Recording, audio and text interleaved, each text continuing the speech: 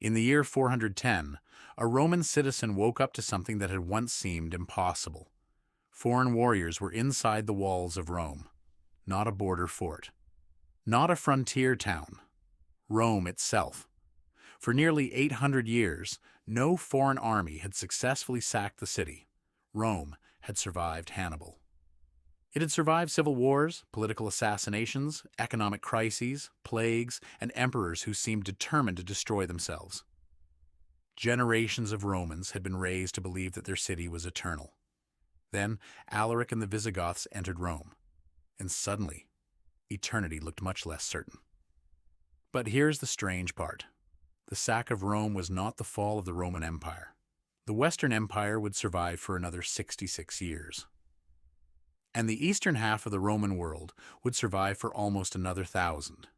So when did Rome actually fall? And more importantly, what killed it?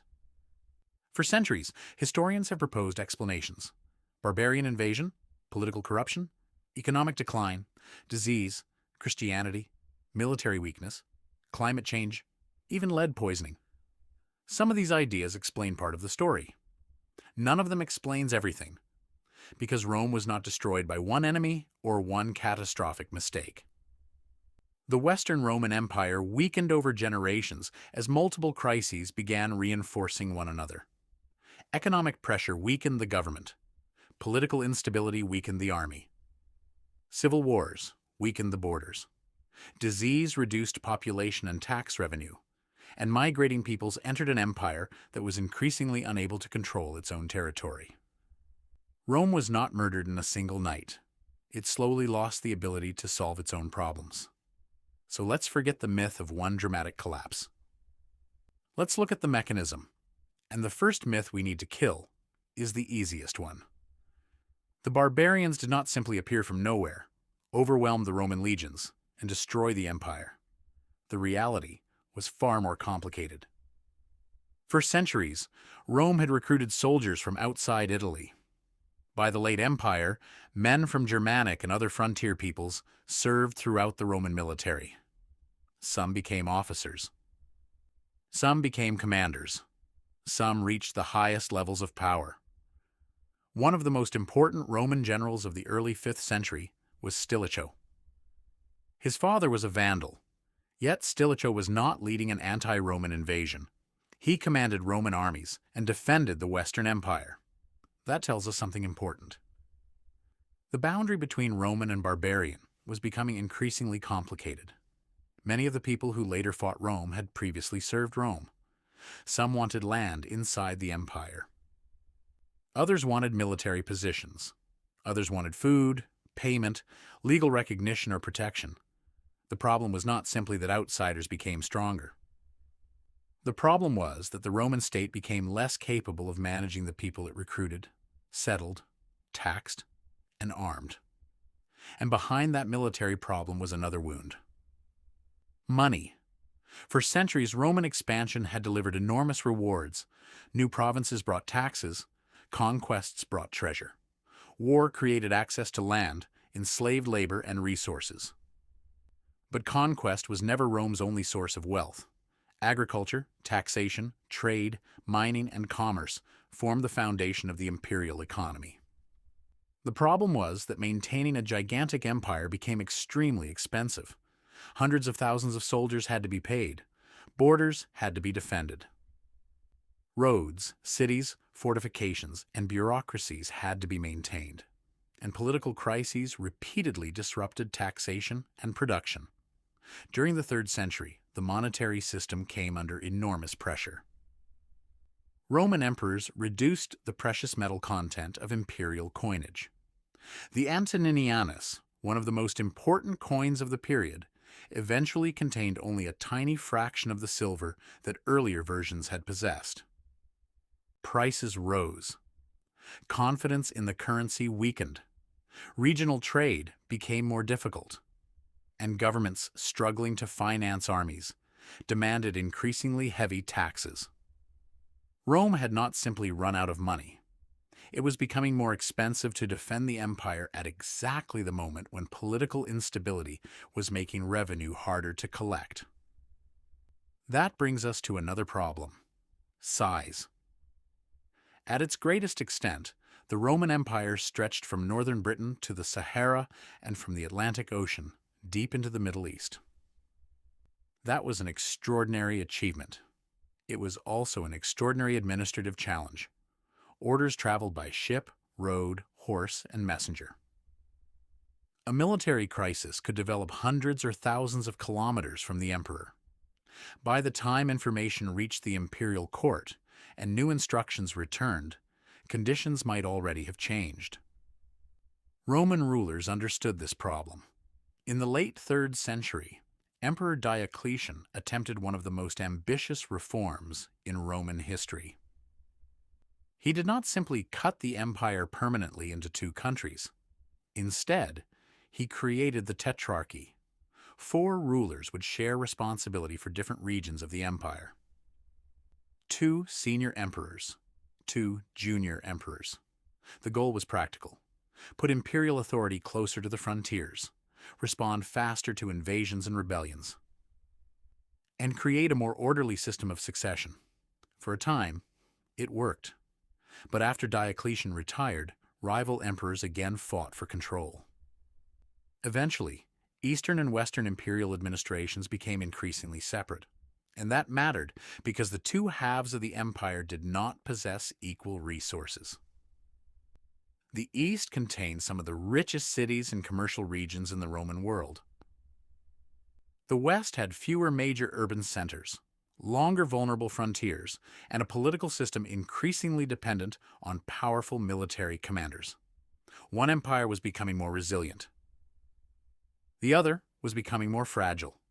Then there was a threat no army could defeat: disease. Beginning in the 160s, the Roman world was struck by the Antonine Plague. Its exact disease remains debated, although smallpox is often considered a leading possibility. Whatever the pathogen was, the epidemic spread across enormous areas of the empire. Cities lost people, military units lost soldiers, farms lost workers, tax revenues suffered. And even Emperor Marcus Aurelius died during a later outbreak, although whether the plague itself killed him cannot be known with certainty. Another devastating epidemic struck during the 3rd century. The so-called Plague of Cyprian spread during a period when Rome was already facing war and political instability. The exact death tolls are impossible to calculate, but the broader effect is clear. Repeated epidemics weakened communities and placed additional pressure on recruitment, agriculture, taxation, and government administration. Rome was being attacked by enemies it could see, while also being damaged by forces it could not understand. Then came one of the most dangerous political crises in Roman history. Between 235 and 284, the empire went through what historians now call the crisis of the 3rd century. Emperors rose and fell with astonishing speed. Many were assassinated, others were killed in battle. Rival generals declared themselves emperor. Civil wars erupted repeatedly. At moments, large regions effectively broke away from central control, and all of this exposed one of Rome's most persistent weaknesses. There was no consistently peaceful and accepted method for transferring imperial power. Theoretically, an emperor could choose an heir. In practice, military support often decided who ruled. If an ambitious general controlled enough soldiers, he could challenge the emperor. And once one general rebelled, other generals had an incentive to do the same. Roman armies that should have been defending the Rhine, Danube, and eastern frontiers were sometimes fighting other Roman armies instead. That meant lost soldiers, lost money, lost time. And borders left vulnerable. Rome was not only fighting its enemies, Rome was repeatedly fighting itself. Diocletian and later Constantine restored stability for a time. The empire survived the 3rd century crisis. In fact, it remained extraordinarily powerful. But survival came at a cost. The military became more expensive, the bureaucracy became larger. Taxation became more demanding, and the political system remained vulnerable to civil war. Then pressure on the northern frontiers intensified. During the 4th century, a new force appeared in Eastern Europe, the Huns. Where exactly they came from, why they moved west, and how their movement began are still debated. But their arrival had enormous consequences. The Huns attacked and displaced peoples living north of the Roman frontier. Among them were Gothic groups. In 376, large numbers of Goths arrived at the Danube. They were not initially coming as a conquering army. They were seeking permission to enter Roman territory. The Emperor Valens allowed many of them across. In theory, Rome had done things like this before. Foreign peoples could be settled inside the empire. They could farm land. They could provide soldiers. And in return, Rome could turn potential enemies into taxpayers and recruits. But this time, Roman administration failed catastrophically. The Goths arrived hungry and vulnerable. Local Roman officials exploited them. Ancient sources describe corruption, food shortages, extortion, and abuse. One particularly disturbing account claims that Roman officials sold dog meat to starving Goths in exchange for enslaved children. Eventually, the situation exploded. The Goths rebelled. Roman forces attempted to stop them. Then, in 378, Emperor Valens confronted them near Adrianople. The result was a disaster. The Roman army suffered a devastating defeat. Valens was killed. His body was never conclusively identified. Adrianople did not instantly destroy Roman military power. Rome still possessed formidable armies. But the battle demonstrated something dangerous. A large armed population inside imperial territory could defeat a Roman field army and kill an emperor. And Rome still had to find a way to live with the survivors. Theodosius I eventually reached an agreement with Gothic groups and incorporated many of them into the imperial military system. Again, this was not automatically a fatal mistake. Rome had absorbed foreign peoples for centuries. The problem was that the Western Empire was becoming increasingly dependent on armed groups whose loyalty was often based on negotiation rather than direct imperial control. When the negotiations failed, those groups could become enemies. And in the early 5th century, the pressure became much worse. The Rhine frontier broke down. Vandals, Suebi, and Alans entered Gaul. Roman authority weakened in Britain. Spain became contested. North Africa would eventually be seized by the Vandals. This was catastrophic for the Western Empire because North Africa was not some distant, worthless province. It was one of the West's most important sources of tax revenue and grain. Losing territory meant losing money. Losing money meant fewer soldiers. Fewer soldiers meant losing more territory. The decline had become a feedback loop. Then came Alaric. Alaric was a Gothic leader. But his relationship with Rome was not simply that of a foreign conqueror attacking a civilization he hated. He had operated within the Roman political and military world. He wanted recognition. He wanted payment. He wanted security and land for his followers. And he wanted a position that Rome repeatedly failed to give him on acceptable terms. Negotiations broke down again and again. Finally, in 410, Alaric and his forces entered Rome. The city was sacked for 3 days. For people across the Roman world, the psychological impact was enormous. Rome was no longer the political capital of the Western Empire, but it remained the symbolic heart of Roman civilization. The idea that foreign troops could enter it shocked contemporaries. Yet even then, the empire did not immediately collapse. The government continued. Roman armies continued to fight. Emperors continued to rule. The Western Empire still had decades left. But it was losing the resources that made recovery possible.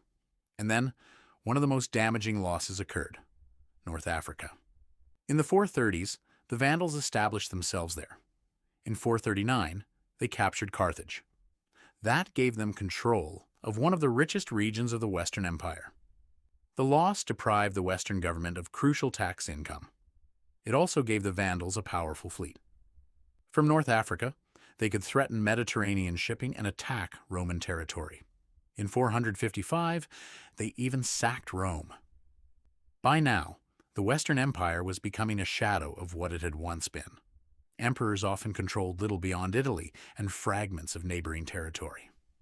Powerful generals dominated politics. Some emperors lasted only months. Others were installed or removed by military commanders. The title remained impressive. The state behind the title was shrinking. And then we reached the famous year, 476. There was no final apocalyptic battle. No last legion defending Rome against an endless barbarian army. No moment when every Roman suddenly realized that the empire was over. Instead, a Germanic military commander named Odoacer removed the young emperor Romulus Augustulus. Even his name seems symbolic. Romulus, like the legendary founder of Rome. Augustulus, little Augustus, echoing Rome's first emperor. But Romulus Augustulus was not a powerful ruler. He was a teenager placed on the throne by his father, the general Orestes. When Orestes refused demands from his troops for land, they rebelled.